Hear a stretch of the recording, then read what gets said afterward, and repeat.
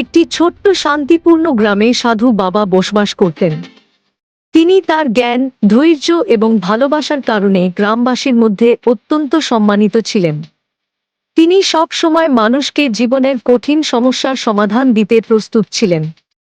অরুণ এবং মীনা, তাদের ভালোবাসা ছিল সত্য, কিন্তু তাদের পথ ছিল কাঁটায় ভরা।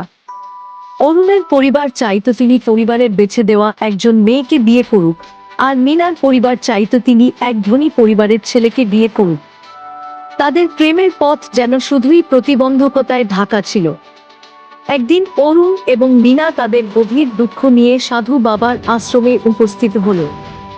তারা বাবার সামনে বসে নিজেদের কষ্টের কথা খুলে বলল। বাবা, আমরা বড় সমস্যায় পড়েছি। আমাদের ভালোবাসা সত্যি, কিন্তু পরিবারগুলো আমাদের সম্পর্ক মানতে চাইছে না।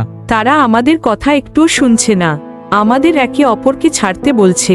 ভালোবাসা যদি সত্য হয় তাহলে তা সময়ের পরীক্ষায় উত্তীর্ণ হবেই। কিন্তু মনে রেখো, ভালোবাসার পাশাপাশি ধৈর্য এবং দায়িত্বও থাকতে হবে। ধৈর্য? কিন্তু বাবা, আমরা কতদিন এভাবে লড়াই করব?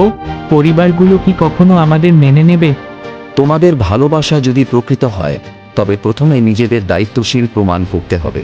পরিবার তোমাদের কাজ এবং আচরণ দেখে নিজেদের মনোভাব বদলাবে। তাহলে আমাদের কি করতে হবে বাবা? আগামী 3 মাস একে অপরের থেকে দূরে থেকো। পরিবারকে দেখাও যে তোমরা শুধু ভালোবাসার নামে আবেগপ্রবণ নও, বরং দায়িত্ববান মানুষ। দূরে থাকা কি আমাদের সম্পর্ককে দুর্বল করবে না? সত্যিকারের ভালোবাসা কখনো দূরত্বে দুর্বল হয় না, বরং এটি সময়ের সঙ্গে আরও শক্তিশালী হয়। পরিবারকে বোঝাও যে তোমাদের ভালোবাসা তাদের প্রতি শ্রদ্ধা এবং দায়িত্বেরও ওপর ভিত্তি করে। আমরা আপনার কথা মেনে চলব। যেভাবে বীজ মাটিতে পুঁতলে সময় দিয়ে পানি দিতে হয়, ভালোবাসাও তেমন। ধৈর্য ধরো, ফল মিষ্টি হবে।